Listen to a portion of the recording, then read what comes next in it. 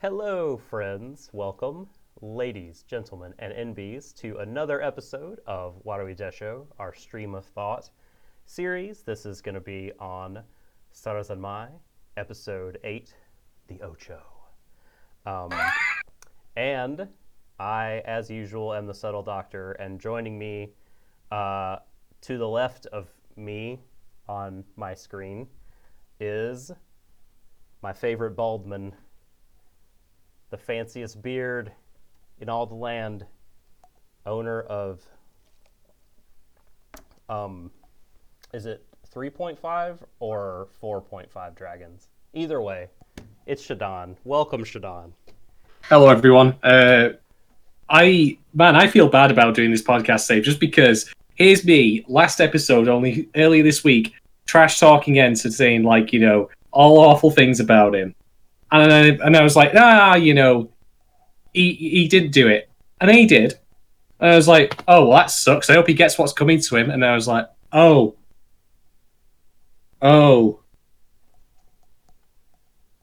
Yeah. Whoops.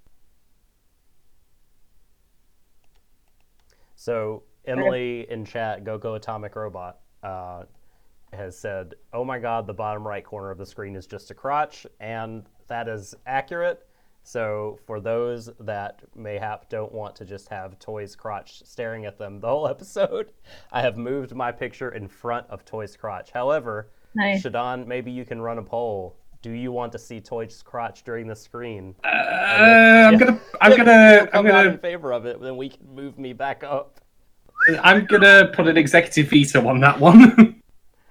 Okay, so also, and most importantly, this week we have a returning champion, one of our most favoritist folks in Anna Twitter and Anna blogging. It is author of For Me in Full Bloom. It is celebrated esports commentator. It is Emily Rand. Hey. Am I an esports commentator now? Are you? Would you a journalist, I guess is a better word, right? I guess, yeah.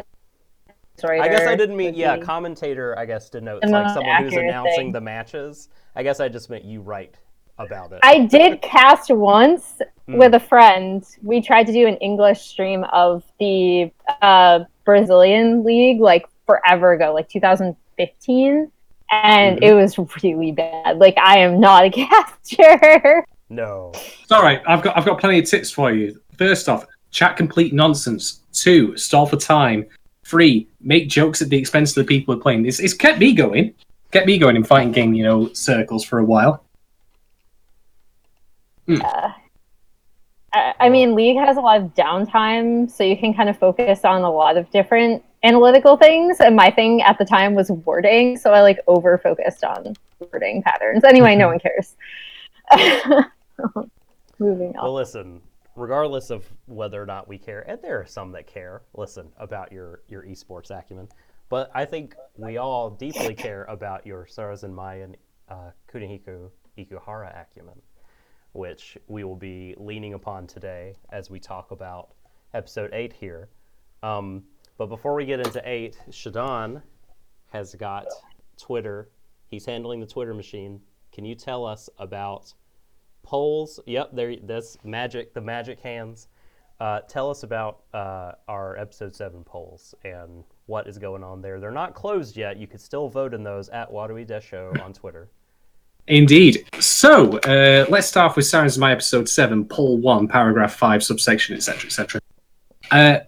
Should Enter Janai's nickname be A, Dragon, B, the Gungeon, or C, Trash Boy?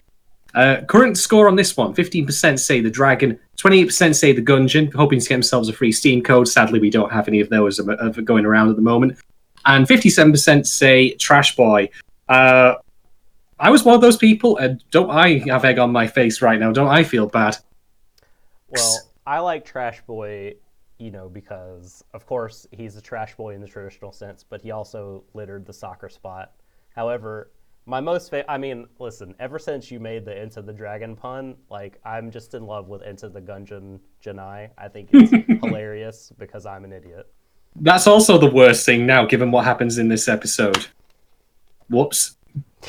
Yeah. Moving on very swiftly to poll number 2. Balls. Yeah, that's really it. Balls. Yeah, this is we've the got one. This is the real, like, scientific one. Yeah, this is the most important thing that will ever be asked about Sarazanmai. So, 6% said balls. 84% said balls. And 10% said no balls. Oh, so, yeah, Come on. What was the poll that I got so incensed about? No Deshou. It's like the people that voted no Deshou. Why would you do it? Why would you vote no balls or no Deshou? Because they're just getting this reaction from you, Doc. They're playing you, man. Apparently so. God. They've got you. Yeah, I've walked right into their trap. Indeed. Last poll. Is the Seagulls, I'm assuming this is the gang's name and not something else, is the Seagulls the worst Yakuza gang name ever? 56% say yes, and 44% of people never watched The Warriors, so they don't know what they're talking about. By which I mean, no, it's great.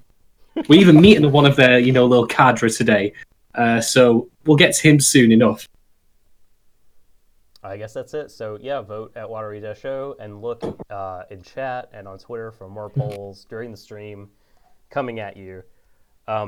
Before we get started with the content of 8, I haven't looked this up, but I'm going to put Mrs. Rand here on the spot and ask if... God damn it, chat. The dick of the goblin. We're back in there again. Banana Fish gave us many great things. I miss it. I really do miss it. I might rewatch that show. That might happen. I need to make one of those like Twitter name generator things that you can participate in, saying what's your Banana Fish gang name, and it just blends together like different elements. Nice. You really. I'm gonna make that happen. That'd be great. Oh, I would reply to you in chat mirror, but my chat window keeps screwing up here when I try to reply to people. So, hopefully, you know how much that joke meant to me personally. But no, I was going to ask you, Emily, if you knew any like of the credited animators, directors, or whatever on this episode, because I was not able to look into it. I can look it up really quickly on the website, because they actually have the lead. Like they publish the episode lead a week in advance for every episode, actually. So like the episode leads for even the next episode are already up. Wow. Okay. On the Sarazanmai website, like if you just go to the story part, it actually has the names of the people who did the episode. So for this one, I mean, not everyone, but like the main leads they'll have. Oh, so it was it looks like it was Shingo Kaneko again. Okay. Who did let me make sure. I'm just looking it up on ANN to make sure I have the right episode that he did previously, but I'm pretty sure he did the cat episode as well. See. Big question here though. Is Ikuhara's hat credited separate? Does his own hat have his own credit? That's a good hat. It is. His hat game, like we talked about. Perhaps only Kaname. Yeah, so he did the storyboard for episode 2 and then this episode. Okay, storyboarder. Okay, very good. 2 extra episodes, no less, if I recall correctly. Yeah, hey, that's a nice link that you found. And of course, the writing team is the same. I think they're just going to write every episode together. Iku. Well, he also, the writing team is usually the same. He also worked on, I think I pointed this out in my episode 2 thing, but he also did the 4th episode of Monogatari? Penguin Drum. No. Shoot, so there's a link of him doing like, and it doesn't necessarily apply to this episode as much, but it did apply to episode 2. He has a history of doing some of the more like comedic episodes with Ikuhara. So some of the more like absurd, like Penguin Drum episode 4. I won't spoil much of it, but like it involves like a chase scene through a park with a skunk. Oh, the Pepe Le Pew cameo. Yeah, so yeah, like he has a history of working on some of the more like absurd things. Very good. Very good. Thank you. I mean, listen, I've been outed as terrible at research because I didn't find this information that was on the television show's website. Yeah, so like hang on, I'll tell you the ones for next week too. It's let's see. Because I just went to Wikipedia, the lazy person's, research, and they Citation needed. last time So I checked. Nobuyuki Takuchi is doing the next one. Okay. If you don't know who he is, Remind I've us. rambled about him a lot. Okay. Yeah. Is he the Bakemonogatari person? Yes. Okay. So, yeah, I last time I checked Wikipedia, they had stopped updating at episode 5, which helps us exactly 0%. I think ANN updates along with the ANN encyclopedia updates along with the television show website. But immediately after the episode ends, the information for storyboard, screenplay, and the episode direction is up on the site. Good. Okay, that's cool. All right, we'll get on it next time. Make sure to cover that. Yep. And if you're interested in Jake Chapman's write-ups on the episodes, he wasn't updating for a while. I know, he is going through a busy personal time, moving and things like that. But recently, maybe not the last couple of days, but in the recent.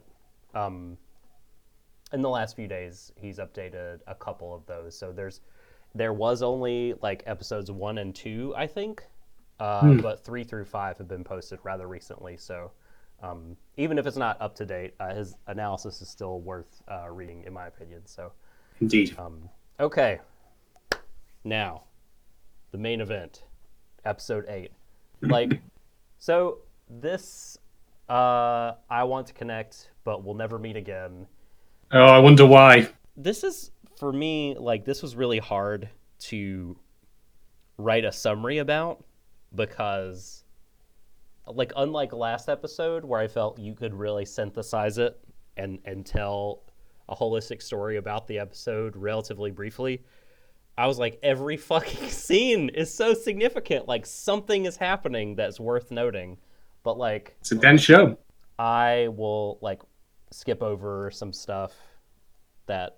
This is kind of the big reshuffle episode too, Yeah. right? Where Totally.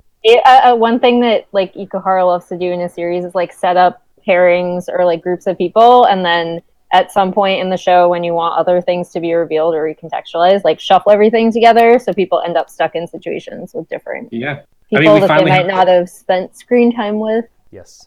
We have two criminals working together, for example, and I'm not talking about Reo and Mabu. It's true. God, that was so interesting. But we'll get there. We will talk about it. But so, yeah, if I skip over anything, you just bring it up in chat or whatever. We'll try to talk about everything significant. But if there's anything you want us, of course, to talk about, just let us know. So, the episode begins with young Toy. It turns out his brother gave up everything for him, he believes. So he's saying, brother Chiaki gave up everything for me, so I'll give up what is precious to me for him. He used to love soccer as a kid, but he has given that up to live with and for Chiaki. And this is a very big deal. We're privy to, in a flashback, an encounter of his with young Kazuki, which Kazu has forgotten about, when Toy threw his soccer ball into the river. And he threw away his Misanga, which... All comes back to Misangas. I was like, holy shit, when this happened. It's all comes back. That was such a great moment, especially when we talked about, I don't remember if it was last week or the week before, but, the significance and like almost kind of sacred quality that physical objects can have for people. Like the fact that the Bisanga has been passed around between all three boys, I thought was so freaking cool. I really marked out for that moment when it was his, and that's how Kazu got it in the first place. So let's see. Chiaki tells Toy that they, I guess they being the cops, know about what happened 4 years ago, referring to like the shooting, and so we need to get the hell out of town. And he tells them rather significantly, I think, just as you need me, I need you. So we need to go together. And Toy is very conflicted. He wants to, I think the language he uses is make sure a couple of people are okay before he leaves. And so his brother says, well, I haven't seen you look like that in a while, so I'll take one day to hang around while you go say your goodbyes and whatever. But then we got to go. Then we cut to Enta in a pinball parlor, Stupid Kazuki. playing the old Terminator 2 machine. I wish it was that. That's my favorite pinball machine. Do you guys have a favorite pinball machine from when you were a kid? The Metallica one. Oh, I haven't thought about that one in a while. That was a good one. Emily, were you a pinball person? I probably would have been if I'd been allowed to go to arcades. Oh, no, I'm sorry. Wow. Boo, boo. Were arcades like, dens of sinners and all that back in the day? Apparently, I don't know. I wasn't allowed to do much as a kid. Yeah. Well, listen, you should check out the Terminator. I played, when I got to middle school, I played the, stupid, pinball on, the one that came for free on, Oh, Space Pinball! Yes! Oh, that one. The most redeeming element of Windows XP there ever was. Yeah, you got it for free, and I was like, this is so cool. I was in 7th grade. Anyway. Oh, that's good. I miss pinball being more ubiquitous.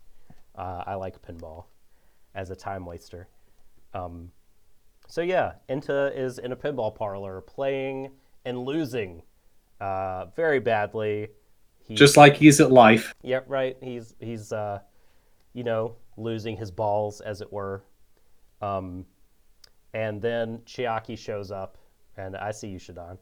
Chiaki shows up and says, hey, man, if shit's bad, just throw it all away because you don't get any extra lives in real life. And then, ironically, in my opinion, he shoots a shot and gives into a bunch of extra lives.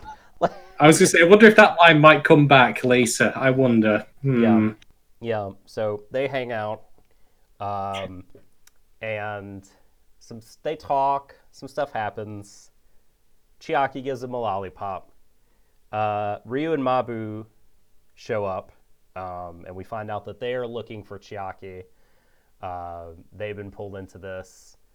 And this is really different because we don't really see them pulled into these other cases. It's just kind of the mechanics of the way that they are pulled into it are so they're usually, like we talked about last episode, there's usually that scene where there's a victim with a paper over their face, and the cops say, we will treat this as a murder, and then Ryo and Mabu just kind of go out on their own to do their shit. But this seems to be more of an urgent thing because I can't remember which one of them says it, but one of them is like, oh, what the hell are we doing? Who cares about this case?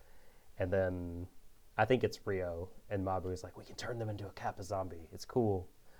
And so they show up outside the pinball parlor, and there are some seemingly perfect otter cookies. I want to ask you guys when we get to discussion what you think the otter cookies are all about, because I don't really know. I don't really have. I'm going to assume sugar, flour, eggs, milk, Right. bit of cinnamon. Bit of sugar, baby. Yeah. A symbol of deliciousness. So yeah, they seem to be perfect otter cookies, but it turns out they're only half baked. But Enta bails out Chiaki, and They talk and walk, and Enta knows that Chiaki, he either has known it from the beginning or has deduced that this is Toy's older brother. And when he finds out that Chiaki wants to skip town with Toy, and just like, I'll help. What do I need to do? And like, as that's happening, like my stomach dropped. I was like, oh, Enta, no, don't do this. He wants to help him because he knows Toy will get out of the picture and he'll have Kazu all to himself. So, and then we have like weird lizard-tongued man appearing, and his glorious battle cry. I'm not really sure what animal that's. Is that meant to be a chicken? His battle cry? I don't know. I genuinely have no clue. I mean, some sort of bird. And like his scarf looked like the eyebrows on Himari's penguin drum mask. Is the macaroni penguin eyebrows, like the ends of penguin it? Hat. Yeah, it looked like it was. Maybe it's coincidental, but I totally thought of the penguin hat when I saw the scarf. And yeah, he appears and like tries to stab Chiaki as revenge for his fallen partner from 4 years ago. But then we see the virtue that is Chiaki. No, we see Chiaki kick Enta in front of this fucker, and luckily he doesn't stab Enta. And Chiaki runs away, and you're thinking, you coward! Like, what? Like, what the fuck? But then he lets the cops know somehow, like from off screen. I think you can hear his voice, like saying, police, like over here. And so they're drawn to the scene, and Reo and Mabu come, and they just shoot this guy in the head, and he dies, which does not bode well for something that happens later in the episode. So let's see. So that all happens when Enta and Chiaki are talking. Some of this might be out of order. I apologize. We find out Chiaki believes that, probably correctly here, that Toy is not just checking on his friends, but he's internally struggling whether or not he wants to stay with them or go with Chiaki himself. And at that point, Enta realizes the origin of the Misanga and kind of freaks out a little bit. Makes a great face. Yes. I can't do it. Yes. I'm not cartoon character, I'm afraid. And the fact that he holds it for so long in the background is tremendous. And so, like, he says something interesting that I want to come back to later. There's a few lines in this episode that I think are worth dissecting, but Enta kind of walks away from Chiaki, and says that no matter how much you do for someone, if it bears no fruit, it's not worth anything. And boy, I thought this was really interesting. Again, worth thinking about, and we'll talk about it. But yeah, and that's actually, I think, chronologically before Chiaki hangs Enta out to dry with Bird Battle Cry Man. And so once Reo and Mabu shoot him, the other cops appear, two other How policemen. stunning is it, by the way, that other police actually exist? I thought they were all cardboard cutouts. I know. They just, Yeah. like, it just took me by surprise, that. But yeah, they do indeed turn up, and they're, Oh, I'm got a sorry. bit of police brutality on hand. I've been saying the wrong name. I've been saying Chiaki, and it's Chikai. Chikai. Sorry. Emily, where were you on the correction? No, I'm kidding. Thank you, chat. I don't like to interrupt people. I know, I'm totally kidding. It's not your Like, job. no one wants to be the, well, actually. Well, actually, I think you'll There's find... I was going to bring it up, though, when I talked about it, because there are a bunch of distance-related puns to people in the Kuji family that tie into the, like, Soba-ni pun in Toei's first Focus episode. Oh, that's cool. That's really cool. Look forward to that. Yeah, sorry about that. Chikai. I should have just called him Toys Brother throughout. That would have been safer. Or bro, or simply as I have in my notes, bro. Bro. Yeah. Oh, you could have gone. I was about to say that. Yeah, there you go. Onisan. So where was I? Yeah. Okay. So yeah, like you said, the other non-cardboard cutout policemen appear and start to object about shooting a man in the head in public and how that looks for the cops and how you actually can't pin that on Kuji. But then Reo throws the little He's got a little badge. He's got a little badge, and he just goes flick like that. Yeah, flicks the otter pins on their shirt, and then they become, robotic beings that will parrot whatever lines that they. Just imagine me going around a future anime convention or a Comic-Con, and I just walk past someone who looks otherwise, they're not dressed up or in cosplay, but they've got that otter badge on, and I'm just there like, shit.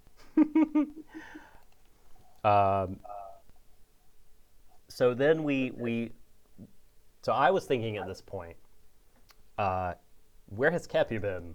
He's been absent for a while this episode, and he usually shows up and interferes in the boys' lives and seems to want to help them, if not just selfishly be concerned about Kappa zombies and the otters and everything. But he's been absent because he and Sarah are working on the ultimate secret anti-otter weapon, which is just a box that they kick them into, and it turns them into a block of ice. I didn't realize that we'd be getting a cross between Mr. Freeze and Ghostbuster tech, but here we are. Yeah, I mean, welcome to the world of Sarazanmai. So while they are testing it, or at least looking at, so Sarah is cooking and accidentally kicks our beloved prince into the machine, and he becomes a block of ice. And rather than, doing anything about that, her TV broadcast is coming up, and she can't be late for that. So she just leaves, and Kevin is, now unable to really do anything about the problems that are happening. Sorry, go ahead, Shadon. It's really unfortunate that Kepi got left out in the cold, but hey, it just happens sometimes. He was really frozen out of the conversation this episode. Oh man, that's what happens when you chill with your girlfriend. There's got to be like an ice one we could use. Oh, there's going to be tons of them, but Emily's just looking at it like, God, what the fuck am I doing on this podcast? So carry on. Pretend I didn't make any of those bad jokes. No, they're great. Don't listen to chat. So then we see... Oh, by the way, fucking Kappa is not just, a big box shipping company. They also make a phone. Kazuki has a Kappa phone, which I just realized this episode. I don't know if that's been made apparent before or not, but we see. Yeah, it was in episode 1. Both he and Haruka have Kappa phones.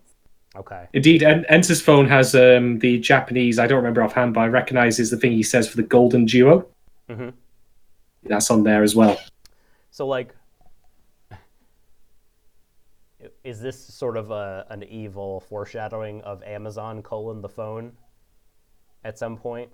I feel like Amazon probably will make a phone. Does anyone remember ESPN the phone? Not to throw shade on your current employer, Emily, but no, it's really funny. We brought that up as a failed experiment in one of my training camp things. Yeah. Even Skipper acknowledges, and he was president at the time, I think, that this happened. He acknowledges what a flaming disaster it was. So, well, it wasn't the Nokia N-Gage, so it can't have been all bad. That's true, but it was still pretty bad. And I say this as an unabashed ESPN fan. ESPN the phone, not a good idea. Amazon the phone probably will not be a good idea also. But we'll see. We'll see how that goes. Let's see. What did I write? Oh my god, this is one of those times. Oh yeah, okay. So I wrote down like the reason I brought up the Kappa phone was because, of course, Kazu gets a call from Toy, and they talk. Toy reveals he's leaving. Kazuki is a little miffed / surprised / please don't go. And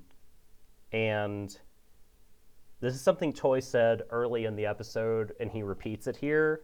I think verbatim. The subs are the same, I believe, but it's worth noting. I think that he says people realize they're connected when they aren't anymore. When they lose their connection. I have to protect the connections I have left. And so he's leaving. Kazuki is bathing in this knowledge when Enta shows up. Enta, the person who he has, in his mind, a lot of legitimate reasons to be angry at. And he gives Enta the look. Like, his eyes raise up slowly to meet him. And there's a reason I put that as the thumbnail on YouTube, because I love that shot. That is a loaded fucking stare into his former, at this point, best buddy. And he punches Enta and verbally unloads on him, saying, you know, what are you doing? We could have kept Toy here if we had the dishes. And Enta, of course, there's just all this drama between the two. It's come to a head here. And Enta's like, Kuji, all you care about is Toy. What about me? Like, you know, and what about the fact that you know, if you care about him so much, you don't even remember that the Misanga you have is from him. He doesn't actually say those words, but he, like, alludes to that fact. And Kazu is just like, I don't even care what you're saying. You betrayed us. Why should I even listen to what you have to say? And then the match that really lights this powder keg here, Ryo and Mabu show up at the Kappa spot. And they're like, hello, we found you. We found the dishes of hope. How do we know about the dishes of hope? I forget what they say, but they just Google Maps told us. Right. And then, famously, you know, as he's done many times, Ryu pulls out his gun and says, what is it? Yokoboka Aika, like desire or love. We'll find out. And shoots, aims for Kazuki's head, but Enta jumps in front of the bullet and takes it. I'm not making the joke. No, don't do it. I'm not making the joke. Don't do it. Don't say Into the Matrix. No, that wasn't the joke I was going to make. Okay. But I'm not going to make the other one either. No. So, holy shit. This is very bad. Enta, lying in Kazuki's arms, has taken... He makes an exit. This bullet. The otters take the dishes, right? And they're gone. And... Oh, you did it. That wasn't the joke I was originally going to make, but I just had to throw that in there. You did it. And that's Doc's soul exiting his body. You can see there, folks. It, like, just look took very time closely to process it, but and some stuff happens after the credits. Like Kazuki tries to call Toy. Toy does not pick up, and we see the police converging on the scene of the gunshot. And that's the episode. Woo boy, a lot happened. And I know I skipped over a few things. Again, sorry that was lengthy, but I thought so much significant stuff happened. And this is to set the table for what we're going to talk about. So, all right, I'm going to turn the floor over to you guys for a while. And what do we want to discuss here? I actually want something clarified because I might have missed this. Was it true that before they took out the Kappa zombie in the previous episode, that they had 4 dishes at that point? I think they were missing one. At some point recently, they said we're one shy of having enough. Is that right? I think that's why they took the zombie out at the end of the last episode, but they still only have 4 now, which confused me a bit. I thought they would have had all 5. unless Kepi decides to be a jerk again and not give them one for some reason. But it wasn't on screen, so I don't know. I Well, just they wasted the first one. Like, Ento wasted the first one. Thank you for all this sushi. That's it always goes back to Enter, doesn't it? Poor kid. Jeez. Like, he wished for that giant sushi roll that he actually didn't wish for. No, I want a year's supply, not a. I suppose it technically was if he puts a lot of preservatives on it. But yeah, I've honestly thought that they already had 4 dishes before the zombie that appeared at the end of the last episode, and that was going to be their 5th. But I don't know. Maybe again, I'm not tracking things properly here. Not because it's important though that they do get those dishes back because that's their get out, for what's happened to Enter here. It's kind of funny when you think about it, actually, that Enter wanted to use the dishes to help Kazuki all along, but it was out of a selfish desire. It's that kind of what you're doing for them is really what you're doing for yourself, kind of. And now it really has all become about him, unfortunately, not through, partly through his own fault, but it's not his fault he got shot, of course. So, yeah, ouch. Do you guys Yeah, mind, before we continue, let me adjust a couple things technically. We're going to take the briefest of breaks. We will BRB stream.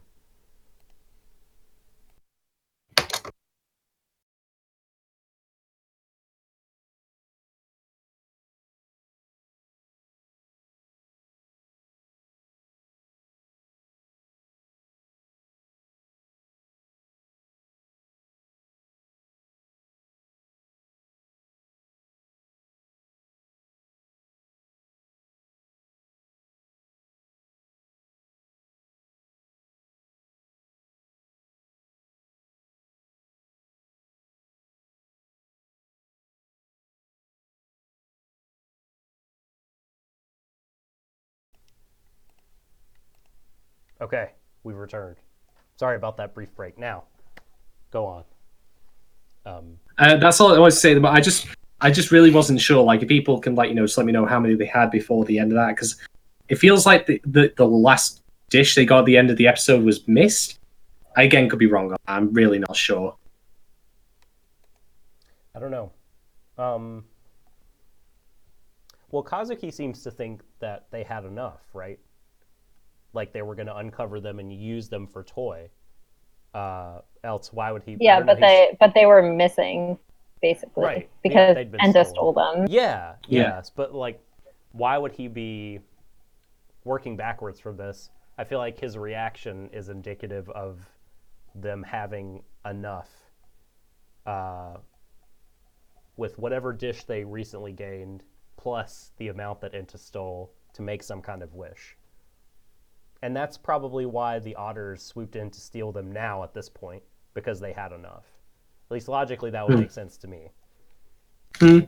I was just thinking, when did that happen? When did they get it? But then again, this episode, there has been some period of time between the ending of the last one where Enter was indeed revealed to be the thief and the time now. Mm-hmm. So I only asked just because I thought, wait a minute, when did that carry the one? They've gotten roughly one per episode. One doesn't count because they used it up. They didn't get one in episode 8. And they missed another one because there was an episode in which they failed, but later they ended up getting that dish. So that's 3 that are out, plus the 5 remaining episodes is 5, and that's enough for a wish, right? Mm-hmm. Okay. So I believe they would have had 5. Anyway. Emily, do you have anything that you want to, any part-time issue you want to bring up? I mean, there's a lot of stuff. I'm not really sure where you want me to start, because I think my thoughts in this episode are all over the place. The main thing I noticed about this, other than the very typical, we're going to go back to the past and see that these people were connected well before we thought they were, was the fact that everything happens around the bridge itself, which is also the location for the Field of Desire. So we see it cropping up a lot visually, which I thought was a really purposeful visual choice, especially with Choi saying goodbye, and where he and Kazuki first meet, the location of their like little secret soccer practice field. So I thought that was interesting, just because it's also the location that Sarah has said is her home, kind of, is like this nebulous space in between the two wards, which not so coincidentally links back to the bridge. And it's where she like disappears to in the... I don't know how much you want me to talk about the prequel manga, because we don't know, or A, if it's a prequel at all, or B, like where it fits in terms of the show, but I think it's pretty purposeful in how it marketed. How it marketed. So like one thing that people have been paying attention to, and the reason why everyone was like freaking out about Ryo and Mabu before we even learned a lot about them, was because there's been one volume of a manga released that seems like a prequel. It's basically just them being like two domestic dads to a baby Sarah that they find on a plate, which is why they name her Sarah. And she they do. After they find pancakes on a plate, and then they find her the next day, because it makes sense, you know. Yes. And I think the big things about the manga are that it shows Ryo and Mabu in this kind of like domestic partnership, and it shows a lot more of Mabu's personality specifically, because here we don't really get a sense of who he is. Like, he's been transformed through some sort of event. But again, like in Ikuhara shows, I don't necessarily like to say like this is definitely this thing. It's more like the important part about it is that his personality was changed, and so he's a different person, and that's what Ryo doesn't recognize about him. Like, he doesn't realize that the Mabu in front of him is the same Mabu that was marketed in this manga when the two of them are raising baby Sarah. Anyway, like, his personality is actually quite possessive a bit. He like, there's a part where he makes pancakes for Ryo, and there's another guy there who is randomly there because he like brought up a complaint to them as police people, and he's like, no, you can't have any. These pancakes are for Ryo. And Ryo's like, we can share. So you like get a lot more of a sense of his personality, and why like food is such a recurring theme. Like the ningyo-yaki being undercooked is like a reference to, you know, like, you can't make food anymore for me because you don't know how to taste or you don't know how to cook, and you're not the same person. But he eats them anyway because it's kind of like he misses that person. That's why I actually really like the parallels between Ryo and Enta, because Enta also wants a version of Kazuki that, in my opinion, like doesn't really exist anymore. Like, since he found out that he was adopted by another branch of his family, since he found out that Haruka's accident happened, like, since all that happened, he became a different person, and he's not that same person that Enta played soccer with, because we all changed and grow as people.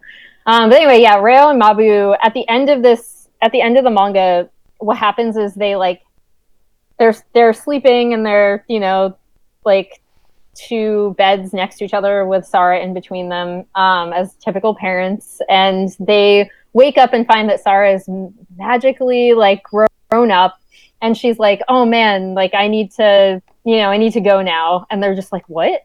Like, how did we miss your entire, like, there's this whole thing where they're like, how did we miss your entire life? How did we miss you going to school? How did we miss like all these mundane things that would be involved in a kid growing up? And she disappears over the Sumida River and meets her prince, and they vanish together. And then Ryo and Mabu both wake up, and it was all a dream, and baby Sarah is there, and that's how the manga ends. So there's this weird, again, like, a lot of thematic elements around what happens when the person in front of you is suddenly a different person. And did you miss that transformation? How did you miss that transformation? What societal elements are enacting on this person to force that transformation? So that is a part of the manga. And there's also a weird, like, a lot of fans have gone super deep into trying to figure out when this happens, like when a timeline is, because there's also their Twitter account Yes. which is inauspiciously called Keep Only One Love. Ooh. And it posted until, I believe, March 31st before the thing started. But the actual timeline is supposedly in like 2007, 2008, as people have like timed it. Interesting. And you kind of get that sense over that timeline of the transformation happening through like very obscure references. And again, there's a lot of food references. There's a lot of things that come up in the show, like locations, meals, stuff like that. So anyway, I think they were very purposely marketed as something before the series started. And meeting them in the series, there's an entire timeline that we're missing out on in terms of how did they end up the way that they are now and what they're doing. And I said this as we were just shooting the shit before this started, but I think one of the more tragic moments of this episode for me was actually this one look as they're talking to the two other policemen with the guy like dead on the ground, which they've been killing people this entire time. So this isn't like a new thing. They just haven't, as far as I know, been doing it in like broad daylight, other than Haruka, which was kind of done like in an off location where they weren't going to be noticed. This is in a very public location. They both have this like very sad look, and you can get that sense of like something is happening where they like don't want to do this anymore, or they realize that this is not going to come to an end, but they're so trapped, a good end, but they're so trapped in this cycle that they just kind of have to keep doing it, right? For whatever reason, for the reasons in their mind. Like I'm not going to give them reasons; they have their own. And there's just this moment where they both look so sad, and it's very brief. And then Reo like flicks the little otter thing, and they keep smirking and do their thing. And I think that is really important because in most Ikuhara series, the true villain is always like the societal structure, or the pressure coming down from something else, not the people, even though people do bad things, especially when they're perpetuating these cycles like Reo and Mabu are. Like, I don't think, based on some of his other shows, I don't think there's a good end in store for them. Unless, as a weird, there's a weird fan theory that this could be, so the entirety of the show could be the dream that they had with grown-up Sarah, and then that slight end is when they like wake up from the dream and find out that it's none of it happened or whatever. So that's also a possibility, but yeah, like it's I don't think there's a good end for Reo and Mabu. I think they're too far into it. I still holding on to my idea that another one of my crazy theories that Kepi himself is going to be wiped out from history in the same way all the other Kappa zombies have, and that's going to completely undo the events of the series, as it turns out. But we'll see. But what I found fascinating about what you were talking about there, though, was the fact that you made comparisons to, like, Reo and Mabu and Enta and Kazuki, and how, without really realizing or seeing or knowing firsthand, that the people who are the objects of their affection have changed before their eyes. Indeed, this is something that is also reflected with... I'm going to scroll up now because I'm going to get this wrong, and I don't want Kay to call me out on this. Chikai... Chikai says about Toi, which is, he's a different person before I even realized it. And there's definitely a lot of truth to that, in real life. Like, it's not just a question of simply, say, you go away for university for 3 years, you come back and you meet your old friends again, and they're like, wow, you're different. It can literally happen in front of your eyes that you could just change, not so much immediately, but perhaps so gradually, that you end up a very different person, but the changes on a day-to-day or time, point-by-point basis can be that subtle that you might not notice it. Well, and that we filter, like, as people outside of the person changing, we filter that stuff a lot differently than they do, or, like, they might not recognize themselves that they have changed, but in terms of, like, Kazuki and Enta, I guess Enta is probably the best example of this. Like, Enta has a very set idea of who he thinks Kazuki is, and Kazuki is definitely not that person. Like the Kazuki we meet immediately is not that person whatsoever.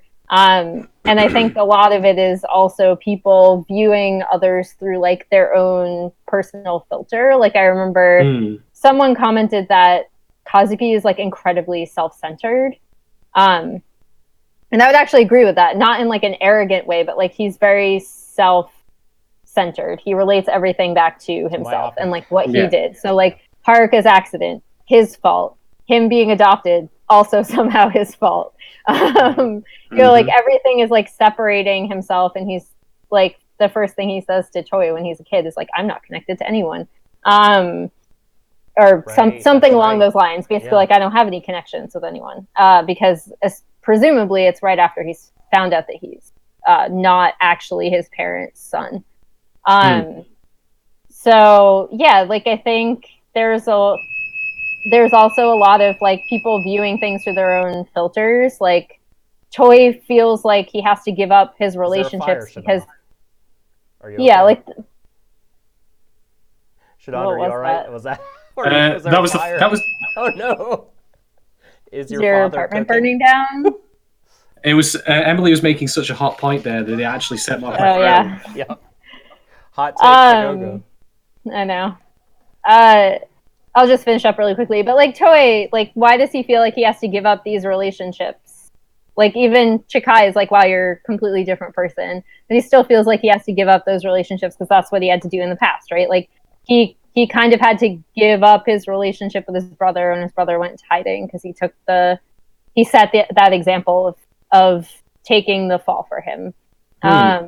He gave up, and then subsequently he gives up soccer and the things he loves for Chikai, and that's how he's learned that he needs to live, right? Is that he needs to sacrifice something in order to have a connection.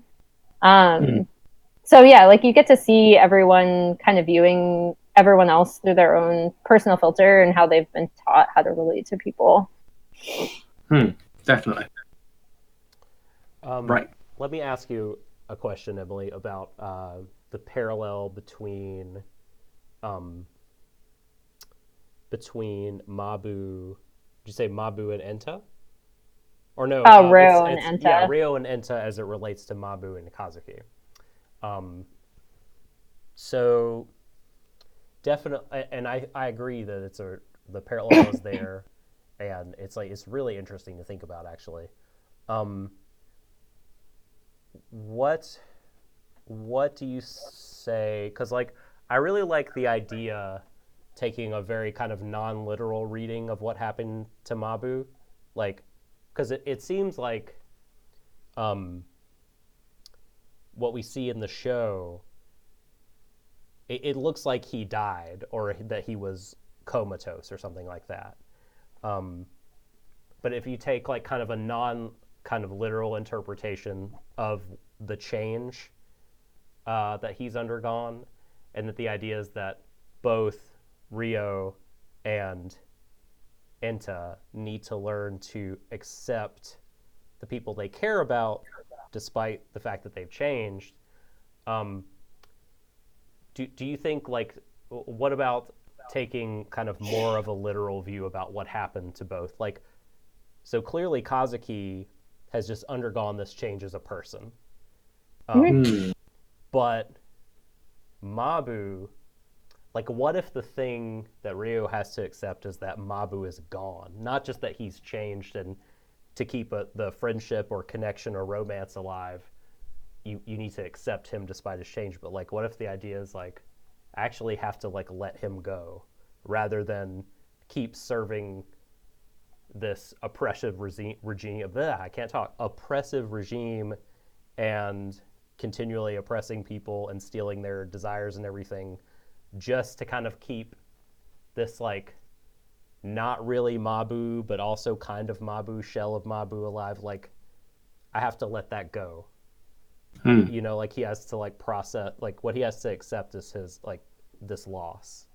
Like, what does this like seem like a valid take? Like, what would you, because I was really interested to see that you had such a non literal sort of take on what happened to Mabu. Well, I think so like in the very beginning when we see, and like remember how I said like Kazuki could be dead, I think episode 2 or something. Which obviously was not true, but or who knows, maybe it still is. But who can the say, important really? part, yeah, who knows. The important part is that when we first see like in the promo material and then again in the opening scene is that this dish falls on this giant A dish falls on Kazuki and something happens and you hear Haruka yelling out, crying out after him. And we now know based on like the audio from that was Haruka's car accident, right? So it's not actually that the dish literally fell on Kazuki. It's that, this big event happened that changed his life and that he feels really guilty about. So I think like similarly with Ro and Mabu, you see the event that happened is Mabu stepping in front of Ro and protecting him from an attack from this like dark Kepi thing, or Kepi himself who's been polluted. Like again, we have no idea. But I think the important part about that is that again, like Mabu is stepping in front of Ro and sacrificing himself in kind of a very traditional anime-like way, I guess.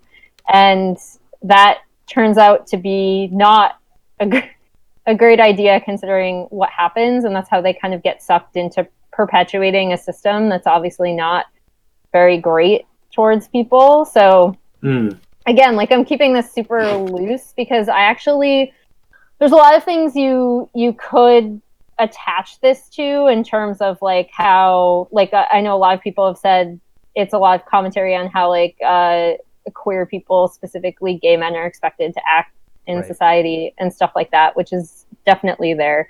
But I still, even though there's like a lot of Ikuhara in this about connections, and I've even brought up so he loves the Little Prince, and I too love the Little Prince. There's that one line where it's like you're responsible for what you've tamed, and the meaning of that is basically that you have these connections with people that you might not even know about, and at some point you have to recognize how other people feel about you, and the fact that they care about you, and the fact that you care about them, and you might have affected their lives in a way that you're not aware of. And so I think that all of that informs what's going on. But as for like, did Mabu literally step in front of Ro to take this like dark hit and then serving the just weird like other thing? Like I don't want to bring up other things in Penguin Drum and Yurikuma and Utena, but especially Penguin Drum and Yurikuma because they're a little bit more abstract, I guess. But I do think that there's something else going on that will be revealed in terms of what actually happened between them. And right now, the important part is that they're just completely not connecting, like something separated them, but they've both been tricked into perpetuating this cycle of killing people and exploiting their desires. If that makes sense. Sorry, that's very long. No.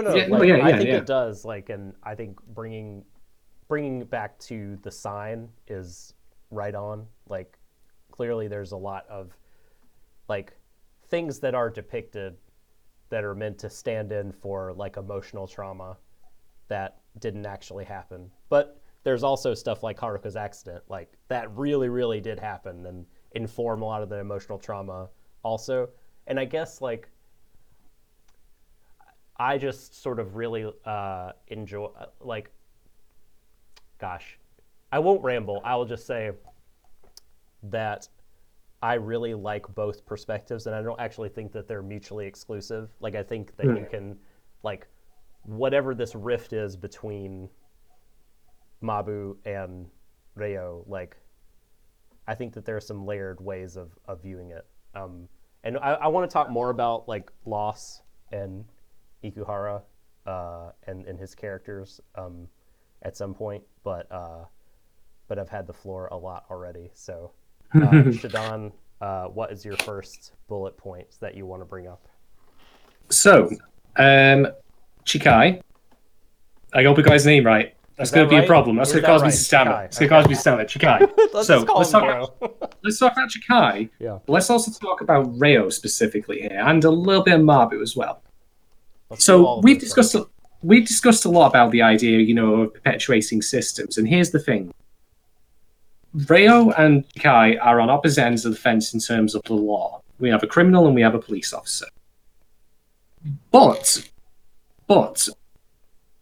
what I find fascinating about this episode is that it parallels the two. We see that they're actually not so dissimilar because both of them do indeed commit grave crimes. Like Chikai, for example, he's clearly involved in shady dealings. He flat out nearly gets Enter killed before he gets killed by throwing him in the way of that, sword-wielding lunatic. But it's evident that there is some, empathy, some caring inside of him with how he treats Toy. Because he is taking him with him after all. And speaking pragmatically and speaking coldly, Toy would be a burden on him because he's a 13-year-old kid. That's the pragmatic truth of it. So he does still care. But evidently, that's a secondary perhaps function to actually, living his criminal life and trying to, save his own skin. And then we cut over to Reo. Now, Reo is a cop. He's meant to maintain law and order. But here's the thing. He kind of sort of is, but he's doing the law and order of the Outer Empire, which is, to perpetuate their system, keep them being fed with desire energy. He, inside his own system there, his own thing, is committing great evil, and he is murdering people. But he clearly does care about Mabu, even if, he's kind of very reticent to, fully embrace that, given his fear about him changing. So, on the one hand, we've got the Empire, and on the other hand, we've got the criminal underworld, not just the Seagull Gang. Both essentially exerting great pressure on these two characters, who, in other circumstances, would be allowed to be the bigger brother or the husband / partner, as we've seen with Reo and Mabu. So, Sarazanmai here, I think is trying to say, it's not just a question of, authorities in terms of empires or nations. It can also be something as simple as a police force or a criminal organization that forces to act against the best interests of us in terms of looking after our friends and loved ones. And it goes deeper than that in terms of the way the episode is framed, because there's a lot of times when Enter is talking to Chikai, it's framed at very harsh Dutch angles, very upwards looking camera angles as well. Now, yes, he is taller than Enter, that's no surprise there, but it clearly asserts a power play here. And it puts you on edge again to remind you that he's not necessarily a good guy, even if he is giving him some life coaching, some dubious life coaching nonetheless. And My favorite was when the railing separates them completely. Yes. So, as they're sitting in front, and it's just yeah. And then when we get to Reo and Mabu before the murder happens, again, the shots we get of them from both the front and the back are also framed at awkward angles as well. The camera framing for both sorry, I almost cocked that up. Damn it, Chikai. That's my fault. I'm sorry for I'm going to start. I'm going to start in your brain. I'm going to start drinking shots now. You're going to ruin me, everyone. This honestly, is just me thinking about the writer of Lane a lot. Sorry. I'll let him know you're thinking of him. So yeah, the angles, the camera work for these two characters is similar. So Sarazanmai is saying it doesn't matter what side of the law you're on, it doesn't matter what authoritative structure you answer to. Authoritative structures in general can be quite toxic and can enforce that pressure downwards on the people underneath them to act in a way that is ultimately destructive towards the people they care about the most, as it happens. Mm-hmm.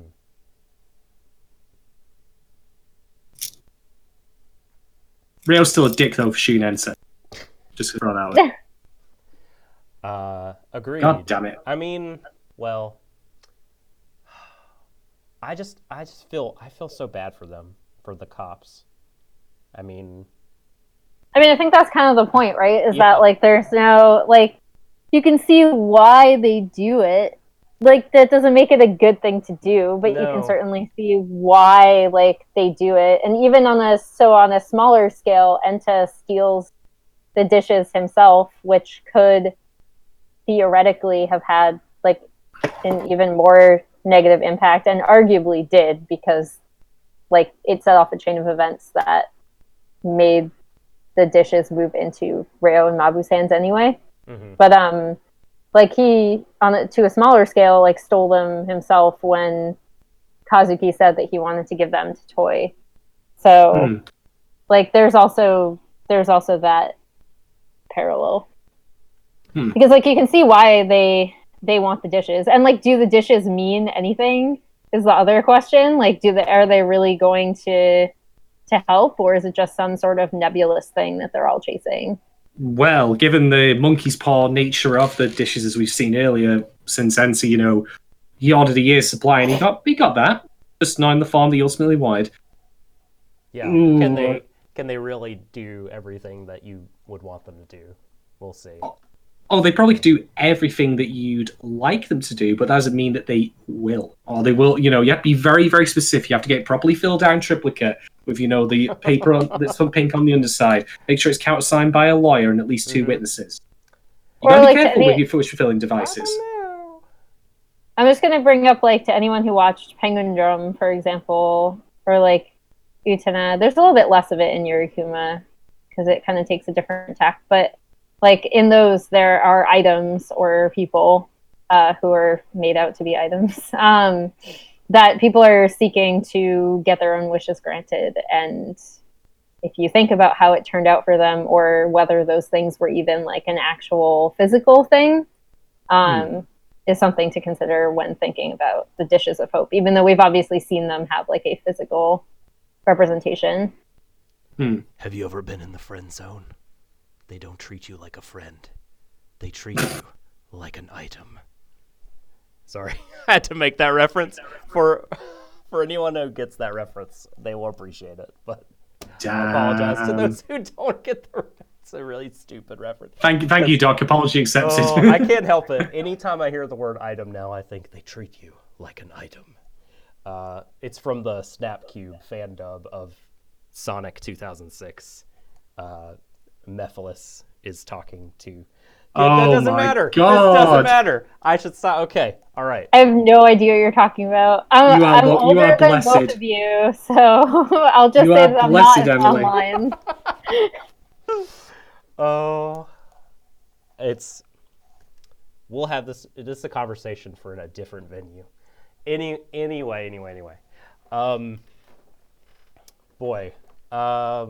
So. Gosh, this is all to talk about Penguin Drum and Utena and Yurikuma. Like, it has been, I think it's been 8 years since I've seen Penguin Drum. I've not rewatched it since it aired. It's been... I shouldn't say how many times I've rewatched it. Big fat zero for me, I'm afraid, just because I've never got around to it. This is my first Ikuhara work. I got Utena for my birthday in January 2014. Watched it. Haven't seen it since then. 5 years ago.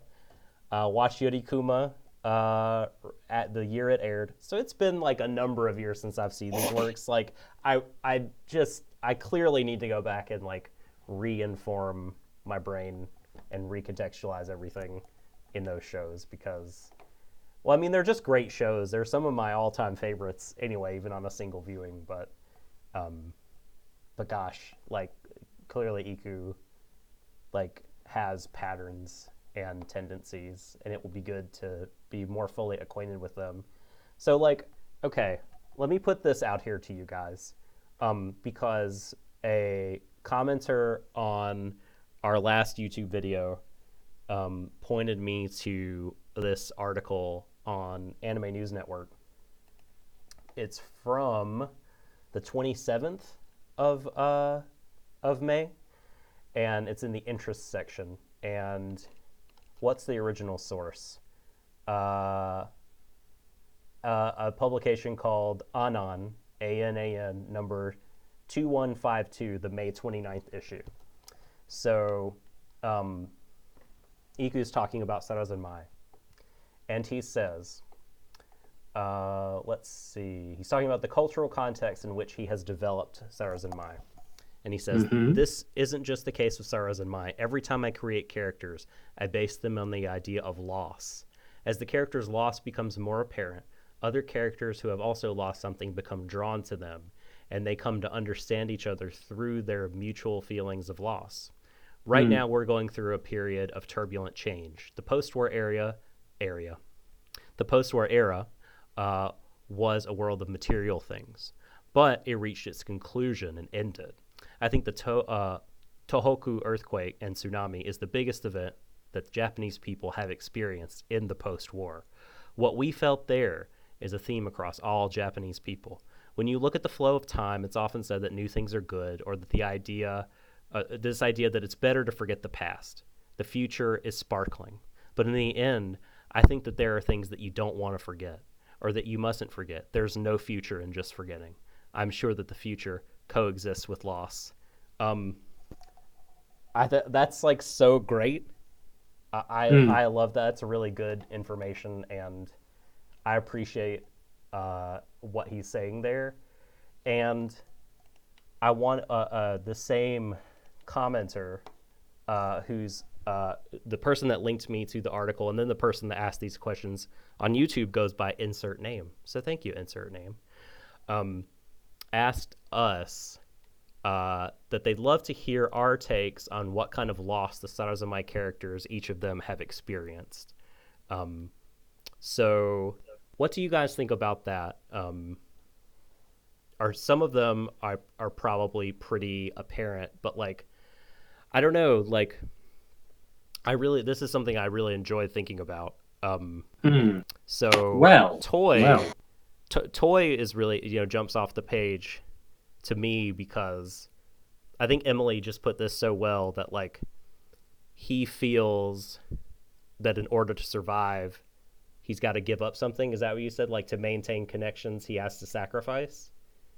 Yeah, he has to sacrifice something. So like, clearly, I mean, we can talk about how, he lost his innocence and he had to grow up too fast. But like, I think specifically within all that, he's lost like this kind of, I guess, freedom, for lack of a better word, in my mind right now. He's lost the ability to kind of live guilt-free. Like, he's always feeling that he has to be giving up something and giving up what's important to him, that he can't have that stuff because it would be some kind of betrayal of his brother. He's always saying, look at what my brother's giving up for me. So I need to give up what I want in order to totally focus on him and be with him. So he's kind of given up his own freedom to be himself and do the things that he really wants to do. And I think like his brother's sacrifice, like Shadon, like you mentioned, he's, the way you kind of characterize it was he saved his life, but that doesn't mean that you're owed this sort of blood debt. Like you have to give your whole, like, while I think that's true, I think to illustrate Chikai's sacrifice as a one-time event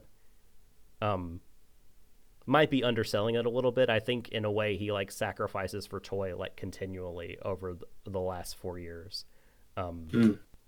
And the counter I would offer to that, though, is what ultimately is this costing him? Because he's still running his criminal enterprise. He's still getting along just fine doing that. He doesn't seem to be... Sorry, go on, Em. Oh, no, go. Like, I have an answer, but finish your thing. I mean, it doesn't seem to me like, from what we see of him, that ultimately he feels very held back. He's still, to use a term, exploring his craft, which is, being a criminal. So, what I was going to say, and I'll let Emily just throw the answer out after I've just pointed this out, but there's a concept where, memory warps and distorts over time. And, people have nostalgia for the old days, but then you go back and realize they weren't all they were, all great, or, all they were made out to be anyway. And maybe that's true of some of the characters. But, Enter, for example, wants them to go back to the golden duo days, but maybe they were not necessarily all that spectacular. when looked through a more objective lens. Could be a thought there. But anyway, you were going to say, Emily? I was going to say the fact that Chikai ended up as part of like a criminal enterprise in the first place is an act of sacrifice, considering that he started it to save his this is true. his family's soba shop, or after their parents passed away, and so that's kind of what sucked him into that. So, like, arguably, already he was giving up a lot and set that example, like, even before he took the fall for Toy and what Toy did. Yeah, and even, like, I think prior to, this might be a bit speculative, but, like, prior to the noble act of saving the soba shop, like, he had to help put food on the table, right? Or was that all provided by the grandparents? No, he was like contributing by, you know, I figured there was criminality going on there as well. Yeah, like he was always, it's like it basically just pushed him further into that cycle. For sure. Because he felt like as the eldest son with only grandparents, he felt like he then had to, you know, like he's the head of the family now after his parents passed away. So, you know, and then that, like, gets passed on to Toy by virtue of the fact that Chikai has to leave in order to presumably give Toy a life, but really it just kind of sucks him into the same cycle. I think ultimately... Oh, no, I was just going to say there's a really good Twitter thread that if you haven't checked out some of her translation work, I'd also recommend you do it. But Goodhara pointed out that sacrifice in the show is not a great thing, right? Like it's been shown not to be a great thing, especially if you feel like you're doing it because it's the best for someone. And it brings up like this... I don't know how many people have seen this show, but I haven't seen a better example of this in anything than in the Clamp manga / anime series Holic, where there's an idea that if you basically keep sacrificing yourself and if you keep burning yourself up for other people, you are inadvertently invalidating the feelings of people who love you, because you're not recognizing that they care about you without conditions. This ties into Kazuki as it happens as well. Yeah, basically, like, there's this part where, you know, one of the characters decides he's gonna throw his life away for someone else. He's like, just take my life instead of hers. And the villain in the situation is like, why would I take your life? You don't value your own life, and you're invalidating her feelings for you by saying that. And it's such a great example of what this is, but I think it also repeats in the show as well, that every single sacrifice we've seen made has inevitably set off a chain of events that's not that perpetuates the cycle instead of breaking it. It only makes things worse. Am I misremembering, Emily? Like, do the Monogatari ladies accuse Araragi of that as well? Like, being cruel via being kind? What he thinks is being kind is really being cruel to them? Yeah, and at the end, what's his face? Con man guy. Kaiki? I'm forgetting his name. Just Kaiki, it's on the tip of my tongue. No, that was the... No, it's not Kaiki. Is it not Kaiki? Kaiki. Yeah, thank you. He says that as well. He's like, you can't, like, in reference to Nendeko, he's like, you can't help her. Like, you're not the person that can do this. Yes. But yeah.